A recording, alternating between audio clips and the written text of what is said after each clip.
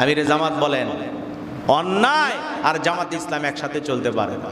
যে অন্যায় করবে, অপরাধ করবে, সে এমপি হোক, মন্ত্রী হোক, আর জামাতের আমির হোক, তারও ছাড় হবে না। কথা বলেন ঠিক কিনা? যে অপরাধ করেছে তার শাস্তি হওয়া দরকার। কথা বলেন ঠিক কিনা? জামাত ইসলাম তাকে বহিষ্কার করেছেন এবং ইসির কাছে চিঠি পাঠাইছেন জানো তার এমপি পদও না থাকে। সাতক্ষীরার এমপি সাহেব দেখলেন না, বয়স হয়ে গেছে ৭৫, এরপরেও তরুণী নিয়ে হোটেল চলে গেছে। এখন বলতেছে আমার বউ। ভালো কথা, বউ নিয়ে হোটেলে কেন? বউ থাকবে ঘরে। বিয়ে করছেন, ভালো কথা, বিয়ে নিয়ে কারো কোনো আপত্তি নাই, কিন্তু আপনার যে কার্যক্রম, চালচলন, ওঠা বসা, চলাফেরা দেখে পুরো জাতি হতাশ হয়ে গেছে। বাংলাদেশ জামাত ইসলামকে ধন্যবাদ যে তাকে দল থেকে বহিষ্কার করেছেন। বাংলাদেশের ইতিহাসে এই প্রথম কোন এমপি যদি এই কাজ করতো। বিগত বছরে অনেক এমপির ভিডিও ভাইরাল হয়ে গেছে, কোন দল ওই এমপি থাকা অবস্থায় বহিষ্কার করার সাহস পায় না, কিন্তু বাংলাদেশ জামাত ইসলাম। আমিরে জামাত বলেন, অন্যায় আর জামাত ইসলাম একসাথে চলতে পারে না। যে অন্যায় করবে, অপরাধ করবে, সে এমপি হোক, মন্ত্রী হোক, আর জামাতের আমির হোক, তারও ছাড় হবে না। কথা বলেন ঠিক কিনা? এই গাজী নজরুল ইসলামকে দল থেকে বহিষ্কার করা হয়েছে।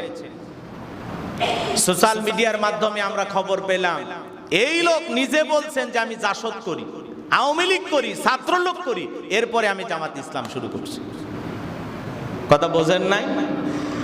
তো এই জন্য এই সমস্ত মানুষদের দ্বারা এই ঘটনাগুলো পুরো জাতি লজ্জিত। এই বৃদ্ধ বয়সে কিভাবে সম্ভব?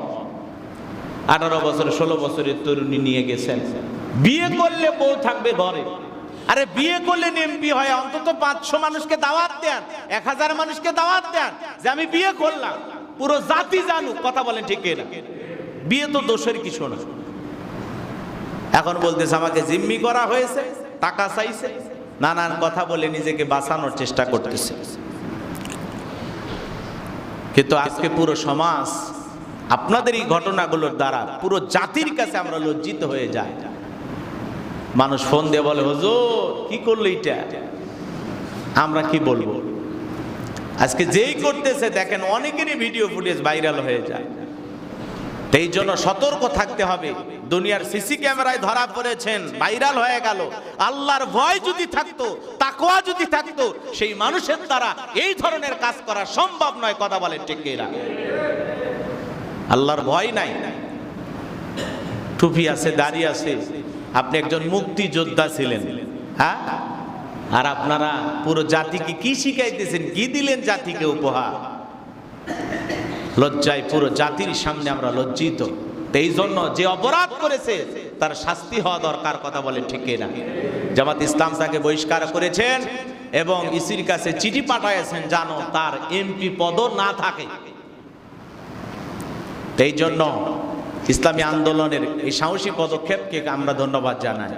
যিনি অপরাধ করুক না কেন, সে এমপি হোক আর যত বড় ক্ষমতাধর হোক না কেন, তার শাস্তি হওয়া দরকার। বিয়ে করলে আপনাকে কেউ কিছুই বলবে না। আর যে জামানা আসছে, বিয়ে করলে অন্তত কাবিন যে করছেন তার একটা ছবি তুলে মোবাইলে রাখবেন, যেটা আমার হালাল স্ত্রী। কি কথা কন না কেন? একটা ছবি তুলে মোবাইলে রেখে দেবেন, সাথে সাথে যেন প্রমাণ দিতে পারেন, জাতি যেন আপনাকে নিয়ে মিথ্যা কোনো অপবাদ না দিতে পারে, মিথ্যা কোনো তথ্য না ছড়াইতে পারে। আপনি সাথে সাথে বলে দেবেন যেটা আমার হালাল স্ত্রী, যে বিয়ে করছে। বিয়ে করতে বাধা নাই। যেই কবির বই আপনারা পড়েন, সাহিত্যিক হুমায়ুন আহমেদ, তিনিও তো বিয়ে করছেন। শাওন সাহেব, শাওন ছোট্ট একটা মহিলা ছিল না? কথা কর না? সে সময় বয়স কত ছিল? 13-14 বছর। কতই বয়স হবে? সাহিত্যিক হুমায়ুন আহমেদের বই পড়তেছেন, উনিও ছোট মেয়েকে বিবাহ করছেন। তো ছোট মেয়েকে বিবাহ করা খারাপের কিছু না। আপনার স্ত্রী প্রয়োজন, আপনি বিবাহ করবেন, কিন্তু যা শুরু হয়েছে এটাকে জাতির মানুষ আর বিবাহ নিতে পারে নাই। কথা বলে ঠিক না? যেটা বাঁচার জন্য বলতেছে। আল্লাহ যেন ওই সমস্ত মানুষদের হাত থেকে এই পুরো জাতিকে হেফাজত করেন। জোরে বলেন আমিন। আপনাদের কাছ থেকে মানুষ শিখবে, কিন্তু আপনাদের চরিত্র যদি এত নিকৃষ্ট হয়, আপনারা পুরো জাতিকে কোনো কিছু আর উপহার দিতে পারবেন না। কথা বলেন ঠিক কি না? এখন ফাঁসানো হোক আর পাতানো হোক আর যাই হোক, যা করবেন ভাবিয়া চিন্তা করা লাগবে। কথায় আছে, ভাবিয়া করিও কাজ, করিও ভাবিও না। পুরো জাতির সামনে নাকানে চুবানি খাবেন আর নিজেকে বাঁচানোর জন্য বলবেন আমার দ্বিতীয় স্ত্রী। এটা আপনার আগেই বলা উচিত ছিল। বিবাহ করেছেন, বলে দেন আমার 2টা বউ 3টা বউ, পুরো জাতি জানুক। সমস্যা কি? একাধিক বিবাহ করা আল্লাহ রাব্বুল আলামিন জায়েজ করে দিয়েছেন, এখানে বাধা দেওয়ার কেউ নাই। আল্লাহ বিয়ের কথা শুরু করেছেন 2 দিয়া, 2টা বিয়ে করো, 3টা বিয়ে করো, 4টা করো, যদি সংখ্যা করো।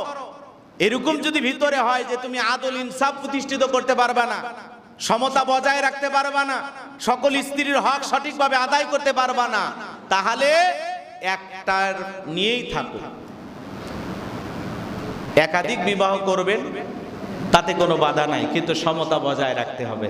প্রত্যেকটা স্ত্রীর সাথে সুন্দর আচরণ করতে হবে, এক চোখে দেখতে হবে, মহব্বত ভালোবাসা সব একভাবে হবে, সমানভাবে হবে।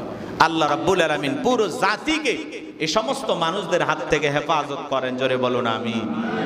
পুরো জাতি লজ্জিত, কি কলঙ্কিত অধ্যায় শুরু হয়ে গেছে। আল্লাহ যেন এই সমস্ত নাফাক মানুষদের হাত থেকে আমাদের সমাজকে রক্ষা করেন। সকলে বলুন আমিন।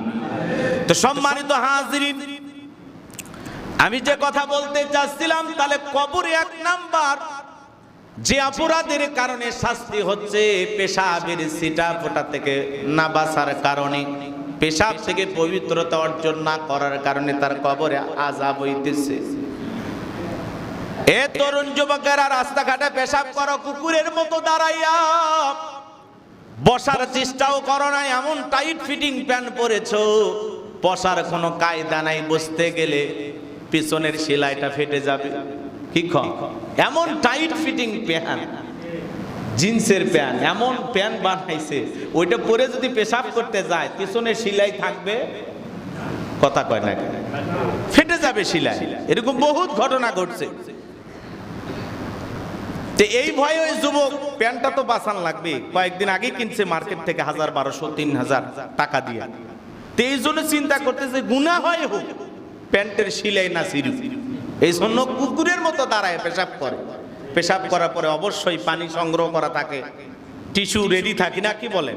কিচ্ছু নাই। এই যে মাঝে মাঝে আমরা হোটেলগুলোতে, দামি দামি হোটেলগুলোতে যাই, মনে করেন বৈশা যে পেশাব করবেন, নাই, সব দাঁড়ায় সিস্টেম, যে হুজুর দাঁড়ায় পেশাব করে। দামি দামি হোটেলগুলোতে মাঝে মাঝে ব্রেক দেয় না গাড়ি, কি সব দাঁড়ায় পেশাব করার সিস্টেম। তার মানে মানুষ বোঝা যাচ্ছে যেটা মনে হয় ইহুদি খ্রিস্টানদের দেশ হয়ে গেছে, এদেশে মুসলমানের সংখ্যা কম, এজন্য সব দাঁড়ায় পেশাব করতেছে। এই জন্য বড় বড় 5 স্টার হোটেল বলেন, নামি দামি হোটেল বলেন, অধিকাংশ হোটেলগুলোতে দাঁড়ায় পেশাব করার সিস্টেম। অথচ মুসলমান দাঁড়িয়ে পেশাব করা হারাম, জায়েজ নাই।